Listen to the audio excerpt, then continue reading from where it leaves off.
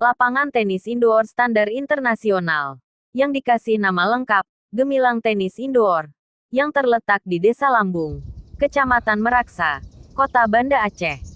Proyek pembangunan fisik lapangan tenis indoor standar internasional tersebut dimulai tahun 2018 lalu dengan pagu anggaran 1,7 miliar rupiah. Kemudian dilanjutkan tahun 2019 senilai 1,5 miliar dan pada tahun 2020 senilai ditambah lagi sebesar 5,4 miliar rupiah. Jika ditotalkan anggaran pembangunan lapangan tenis indoor standar internasional tersebut sebesar 8,6 rupiah miliar. Hasil penelusuran tim media nanggro.com, lapangan tenis indoor standar internasional tersebut sudah selesai dikerjakan pada tahun 2020 lalu. Hingga saat ini gedung tersebut belum difungsionalkan.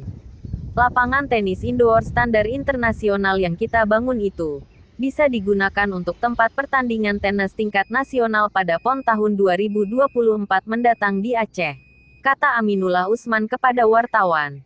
Pada saat meninjau lokasi pembangunan lapangan tenis indoor tersebut, Jumat tanggal 9 Oktober tahun lalu, seperti dilansir serambinews.com, bersama Kadis PUPR Kota Banda Aceh, Jalaluddin, Asisten I, dan sejumlah pejabat Pemko lainnya.